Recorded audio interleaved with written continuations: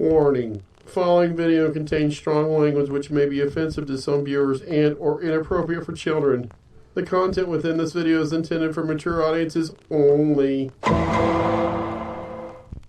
That is a great way to start off this particular podcast, Reminisce in the Man Cave. I think it's episode 20. Chris and I have been talking about this personally, and Jake, you knocked it out of the park there. Chandler Bing, the flock of seagulls. Chanandler bong.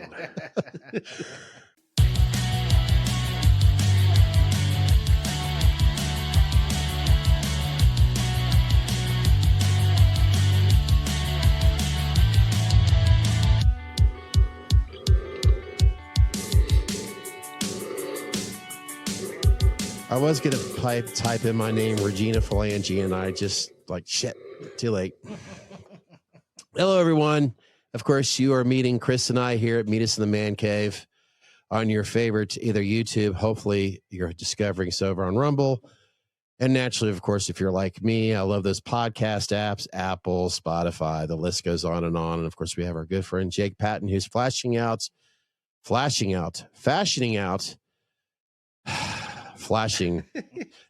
You flashing us, Jake? You're flashing us with some little Chandler Ping action. Chandler, God. Subscribe and follow us today. Are you a complete loser? Well, go open a can of Meet Us in the Man Cave beer. It friggin' tastes awesome. Drink responsibly. Only available at Bubba. I had to do that on purpose. No, you know what? Oh, yeah. We talked about a teaser there towards the end. What's he saying? Folks, we are going to get into some friends here. That's right. Chris, I'm going to honor you with this. Take it away, my friend. Go with it. Share your thoughts and feelings when it comes to that amazing series that lasted from 1994 to 2004. Obviously, people know what Friends is, right? I mean, we're not going to talk to anybody that hasn't experienced Friends at least once. I mean, it's kind of, I can't help but try to draw similarities in how I spoke about music way back in season 1. That for me is Friends as well. Friends is like the show that you could tune into every week. You could see all these dynamic characters, these 6 friends, and the adventures they would go through, and they brought you along for the ride. It was like you experienced their journey with them. You went through all their ups and their downs, their peaks and their valleys. As a viewer, when you turned on that show, it felt like it brought you into their lives, and it made you just, it don't matter how lonely you felt. It don't matter anything like that.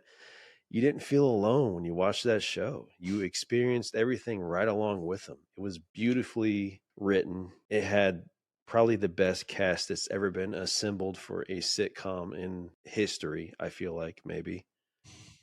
They were all friends along with each other. Some of them still to this day. I mean, Courtney Cox and Jennifer Aniston are still friends. David Schwimmer, Rachel Green, Jennifer Aniston, they're still friends. You know, Joey's everybody's friend. Yeah. Joey's sorry. They're all, Lisa, they're all still friends. I mean, we can't talk about that without talking about Matthew Perry at the same time. And then that's why it's been so hard to talk about, because it's such a deep love for any of us, for any Friends fans. I mean, I'll hold you close in my arms. I can't resist your charm and love. I'll be a fool for you, I'm sure. You know I don't mind. Oh, you know I don't mind. Yes, you mean the world to me. Oh, I know. I found in you my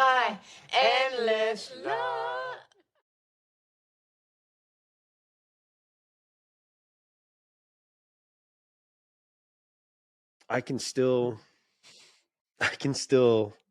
go in there, and I have every single DVD, physical media, in case it were to ever go away. I have it the whole season, 1 through 10, on my phone, on Apple TV. Any sources that I can have, I have.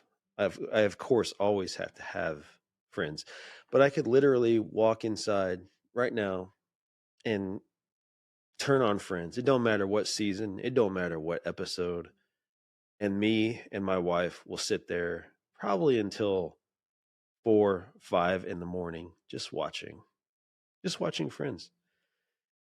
You have some shows that you can sit there and you can go to sleep to. You can turn it on and go to sleep to it because you don't care about it that much.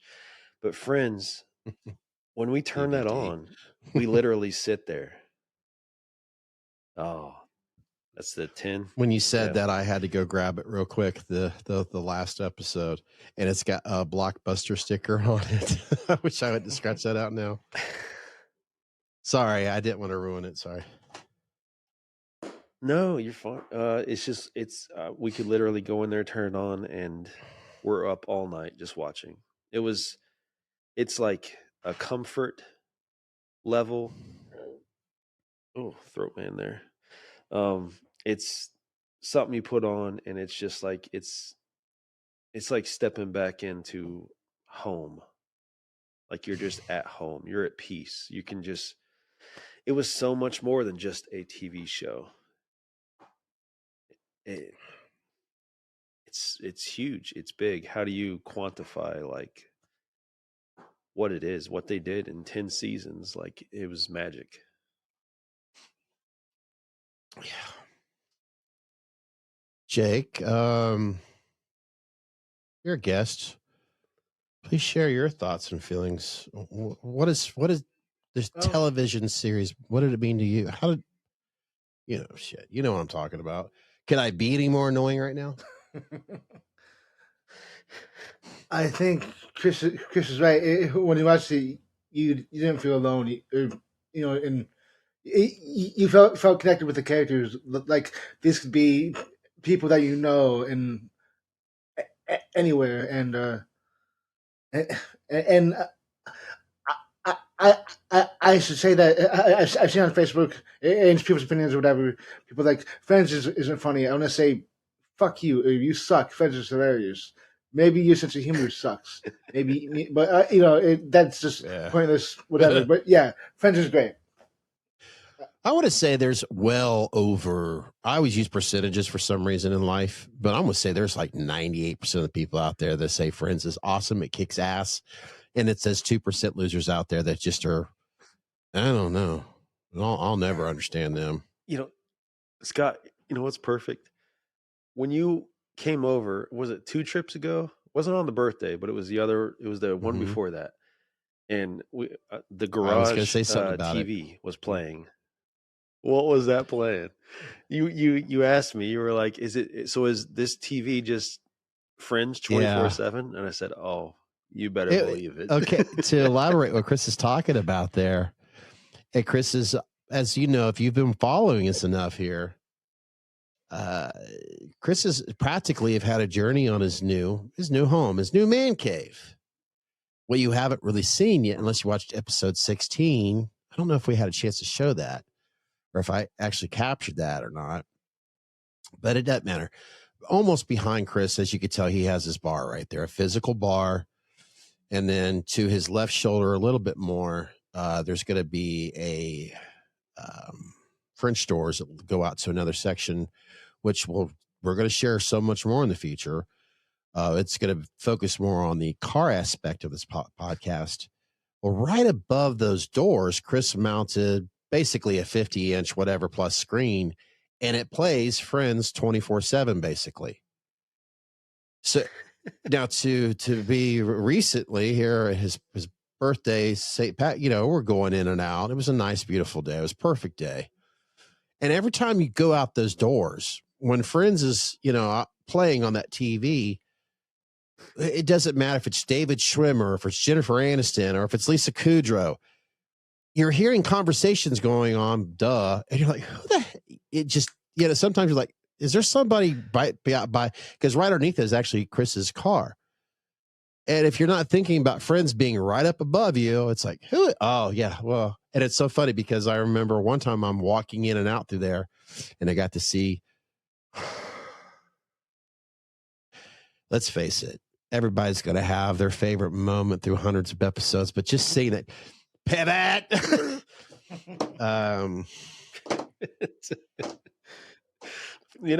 The favorite in the house is always fucking Je m'appelle Claude. Je m'appelle Claude. Fais le fouf. Like, what the fuck is he doing? Remember when Ross had him with they were supposed to name all 50 states, and Joey wrote down Chicago. I don't know why that just he wrote down Chicago, and how Matt LeBlanc, how he did it so beautifully. And let's face it, the characters, they were, as we all know, we had, I don't know why I'm doing this, but Matt LeBlanc is Joey. Matthew Perry is Chandler Bing. I mean, yeah, we could sit here and do the names. And that's another beautiful thing about Friends. It's like that show, it's like you knew their character and their real names just like that. Lisa, Phoebe. Mm-hmm. It was just something, I don't know, maybe it's because I was a huge fan of the show and I never forgot those names. But I always thought of it as, I just did it with Rachel Green. I meant to say Jennifer. But the beautiful thing of it is Jennifer would never, you could tell she would smile. She'd probably have a tear come to her eye. And she's not going to be upset because Rachel Green is her. You could tell everybody who's loved that series, especially if you watch the reunion, those characters really were a big part of who they were as the real. I mean, it's wrong for me to say. It's like, oh yeah, I hang out with Jennifer all the time, and then I need to wake up. It's a story on its own there, man. But I wish I'd. Yeah, I wish I'm willing to bet every single one of those characters. You see David Schwimmer. There's a little bit of David Schwimmer and Ross. You know what I mean? That's what is another reason why that series was so friggin' successful. Not to mention the brilliant writing, the brilliant directing, which, David Bright, of course, we had different directors. I mean, David Schwimmer was one of the directors through different episodes. I mean, that's what's so beautiful about that series. I mean, this podcast, we're going to try to make it not so long, but yet how do we capture the essence of that amazing series? It's impossible. It's like, how do I capture the essence in your friends and your family? You can't. You know what I mean? You can't, but a part of it, I've heard so many stories throughout the years. I don't think they were afraid of anything. I feel like they let, say Courtney Cox would come in and she would be like, no, Monica would do this. And then Jennifer Aniston would be behind her and she'd be like, no, well, Rachel would do this. They'd let them intermingle because they knew those characters and they developed those characters and they were a part of their soul. They put their whole being into those characters. And I feel like they kind of played off of that. They weren't afraid to, say, okay, this is written that way. This is the way you're going to say it. They would kind of give them a little bit of freedom and they'd be like, you know what? Maybe you're right. Maybe she would say it this way. Maybe she would act this way. I feel like they were so much more liberal with the characters and they realized that these actors had a say so and they created a safe atmosphere on that set. And I feel like everybody had fun and it was still a live live studio audience. It's not theater. Yeah. Live Warner Brothers. Audience. So, I mean, the reactions were real. 11. You don't have it was another perfect storm, man. It was genius. And I really believe that Chandler Bing had a lot. Chandler Bing, AKA Matthew Perry, I think he had a lot to do with that, because anybody who's been a fan of that show, and with Chris's box, basically each series, he's got the original. When you go out and buy season 1 on DVDs, what he has is what you would get originally wise. You know, now you could buy it all as one, but they have the featurettes.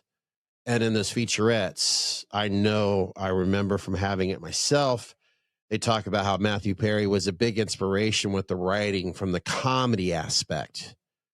And with that, I think Matthew kind of allowed, like you said, not being afraid. You know, they were able to share their own. And that's another thing. Yeah, there's no doubt. They worked so well together as a team. They were brilliant. And, you know, it's all for one. We all know that. Every fan of Friends knows, look, we're all going to get paid equally. And that was, thank you. That was so brilliant on their part.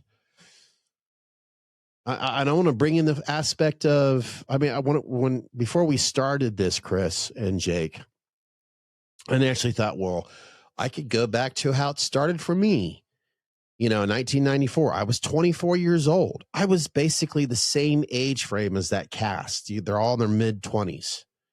Yeah, I did relate to the style, the music, the attitude, the how people talked, how people behaved.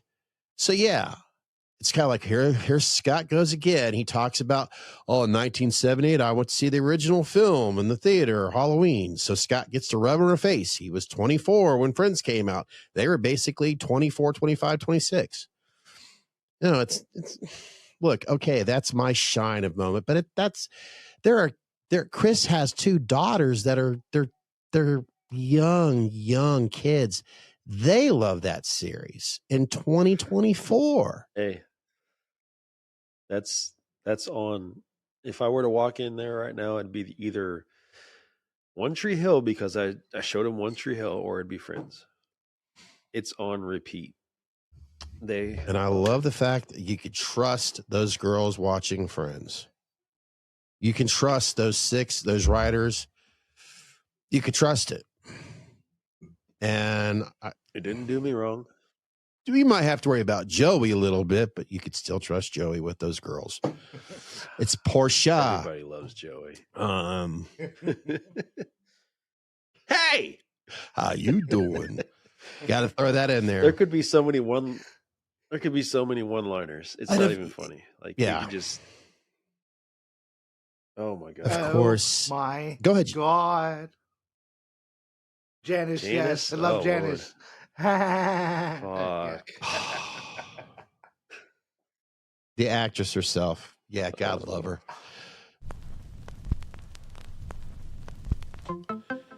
You just finished or listening to your favorite podcast, Meet Us in the Man Cave, and you've asked yourself that question once again. Do I enjoy a new challenge? Well, thanks to our good friends at you could start speaking in a new language in 3 weeks. So come on, what's stopping you? Question. Can I do it with my butt cheeks?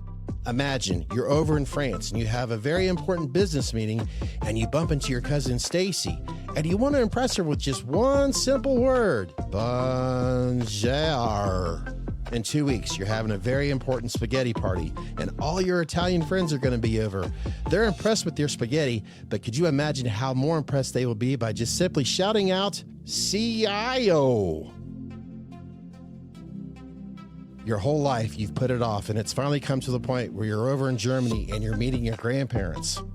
Do you want to impress them by the fact that you could just simply go up to them and say, hello? Last but certainly not least, you are stuck in a country where they only speak Spanish and you're looking for a speedway. Hey, there's a complete stranger. Maybe I'll ask them. Ho, LA? Thanks to Meet Us in the Man Cave and our good friends at Baby Bella, they're going to help you speak a language in just 3 weeks. Are you still looking for that challenge? What's stopping you? Only available at Bubba. This is a tough one because I guess it will go to Matthew. We all have had to deal with that experience, that part of life that we absolutely despise when we lose someone we love. And when we all share that experience, you're hoping that either a family member or a friend is going to open up about that loss, you know damn good and well there's nothing that you can say, there's nothing that you can share that's wrong. But everything else in this world, it's my opinion. With friends, it's not an opinion, it's a feeling. It's like music, it's a part of your soul. Whether we're going down the Matthew Perry road, I don't know. But I think everybody that shares their feelings about friends, you can't say anything wrong about it. If I could clarify, it's taken us this long to talk about it. Obviously, we're talking about Matthew at this point because it hurt so much. Scott has been very vocal on that he wasn't ready to talk about that, and I respected that because we spent a lot of time with those characters. They became a staple in our lives. I mean, they're still staples. I still turn on the TV and I act like it didn't happen. Yeah, it's easier. Magic of TV, right? I can still throw on a DMX record and pretend it didn't happen. You know, they live on through history, and that's the magic of video and audio recordings. But you know, just trying to explain, I guess. No, it all makes so much sense. It's like I get angry when no, I'm not going to go there. I'm not going to talk about Van Halen, Edward Van Halen. When we lost Matthew Perry, I remember coming home. I think it was YouTube, and I seen something about it, and I was just like, what, huh? And I know I contacted you right away, Chris. I sent like a message, a link or whatever. And I just sat there and I just didn't want to accept it. I almost cut myself off. Like I automatically started watching something and I shut my brain off from it because I'm thinking maybe this is just bullshit. But then it was almost, okay, we'll take this Jameson bottle. We'll just take this bottle and let's just say it was right here on my peripheral vision. It's still there, but nah, it was real. Denial. And I'm going to tell you right now, if you lose someone, I think we all know when it comes down to an autopsy report, you can make that decision when you're ready to read that report when it's available to you. Okay. I don't know. Does that make sense to you guys or maybe listeners or viewers out there? I don't really want to know all the details. And it's so weird to say that as I'm doing something that's public that goes out to the world right now. Chris has every right to share his knowledge. Of course, you as well as Jake. I'm not going to tell you guys not to. I'm going to hear more about it. But as time goes by, there's always a little bit more about Matthew Perry, how he passed away. And I'm like, yeah, you know where I'm at with that. He's never shied away from the fact that he's recovering. Yeah. He's been in his sobrieties. He's been, going through his trials and tribulations, and he's never shied away from that. He's always told people he's recovering from things. But as far as you're saying, like the autopsy report and all that stuff, anytime I hear anything about that, automatically all I think is, doesn't matter. Doesn't matter.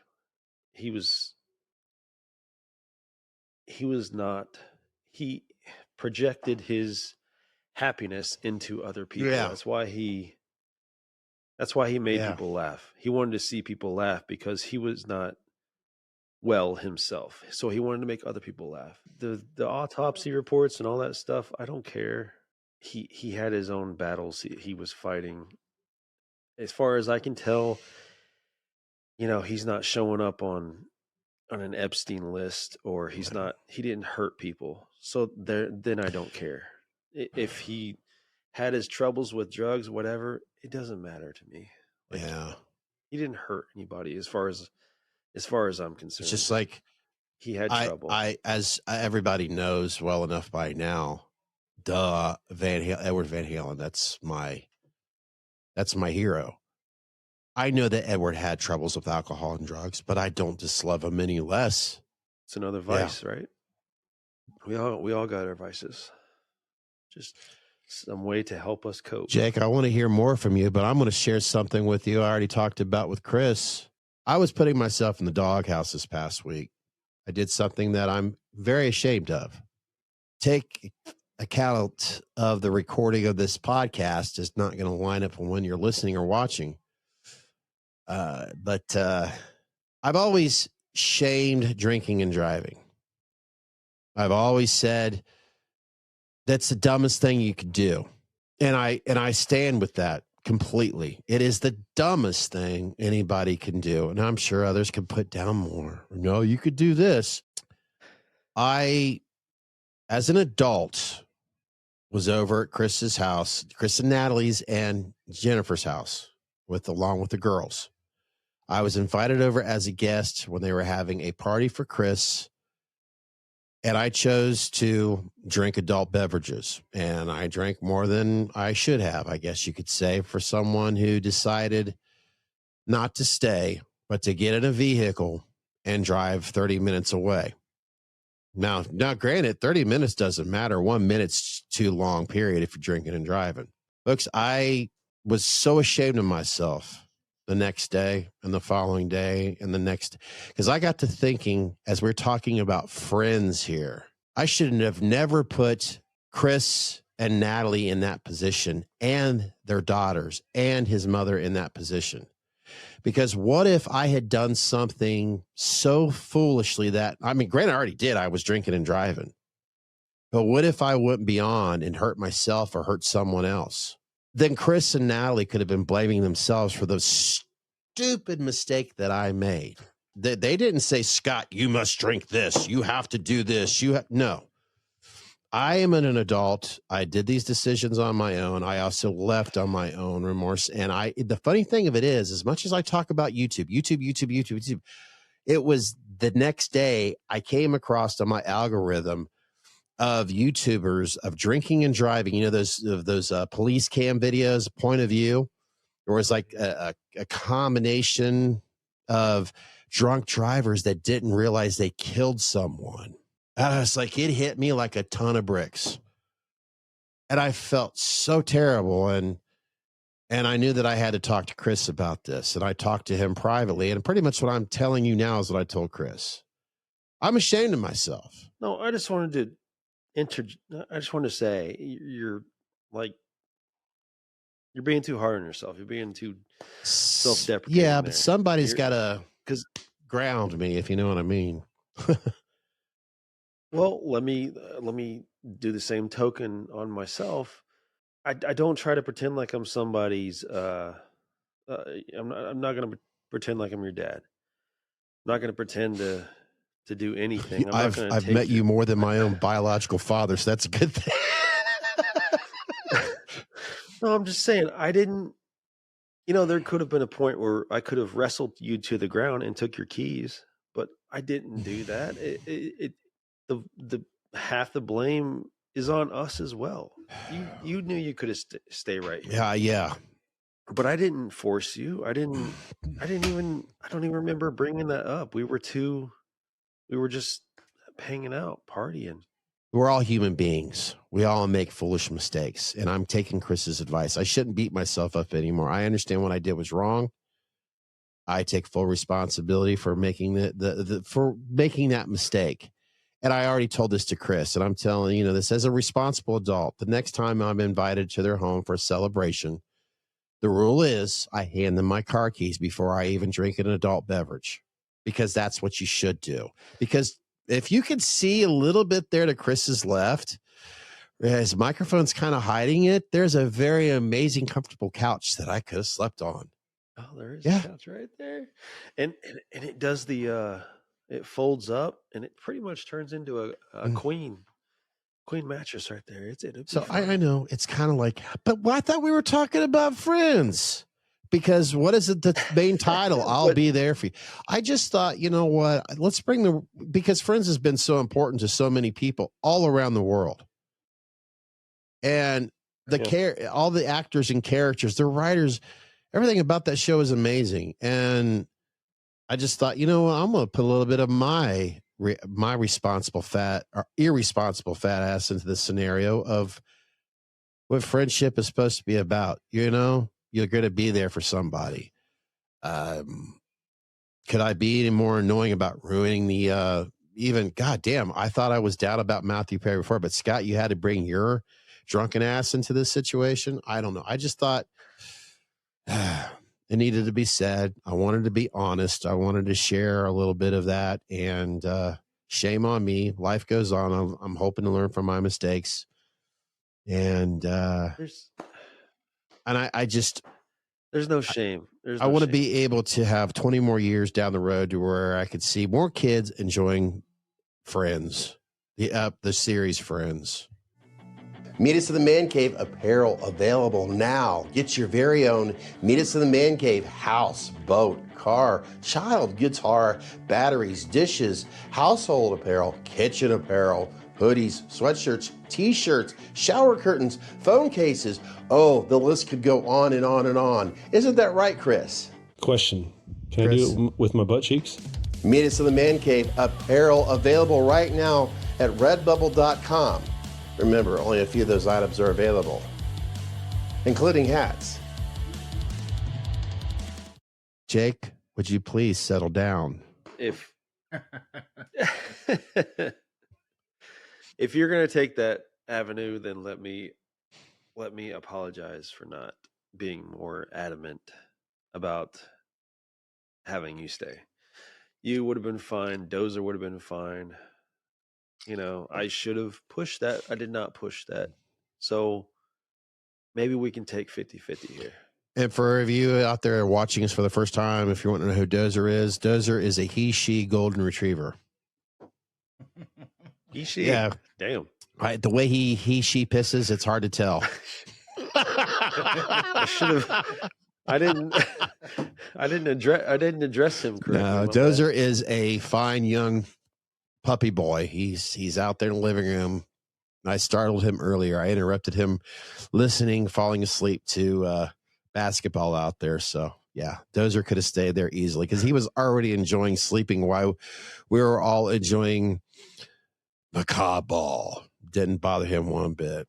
Macabre. So all right, Yeah. let's try to focus on not burning ourselves out. And I'm going to start with Jake. Chris, I'm sure you wouldn't mind if we start with Jake here. Jake. That's the name they gave me. Jake, you have an eye for Jennifer Aniston, I'm sure, or Yeah. Courtney Cox or Lisa Kudrow. Courtney Cox. Good call. Hmm. Okay, there you Really? go. Who is your favorite friend? There we go. Let's have some fun with this. Who's your favorite friend, Jake? Oh shit! Well, damn it, that's hard to say because, well, either Monica or Chandler. They're both great. I don't know, but then Joey's hilarious too. They're all great. I don't know. You're cheat, course, Jake. isn't it? It's Okay, hard. Chandler. He. Okay. I relate more to Chandler. I think a lot of us do. I understand that and respect that. Although you are a Joey. The way you say Portia sometimes, Jake, I'm telling you. How you doing? Yeah. All right, Chris, you're next. Who's your favorite friend? Holy shit! I don't. Well, good golly, It's that's tough. fucking I rough. can't even think of one right now myself. I've always been told I'm a Chandler. Sharp comebacks, very much of an asshole comeback. I'm kind of that quick-witted guy. I've always been told I'm a Chandler. I love Chandler. I always will, but I'm gonna have to say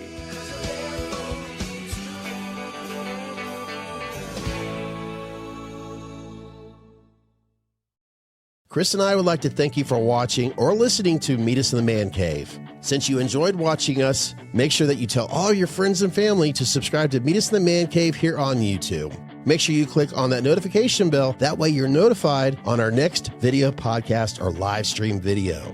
Better yet, if you appreciate freedom of speech and oppose censorship for content creators, make sure you follow Meet Us in the Man Cave on Rumble. Are you on Discord? Well, Meet Us in the Man Cave's there. Come and hang out with us. You can find and follow Meet Us in the Man Cave on Facebook, TikTok, Instagram, and Threads. And as always, you can listen and download Meet Us in the Man Cave on your favorite podcasting app. Available to stream or download so you can listen all you want, whenever you want. For more information, go to meetusinthemancave.podbean.com.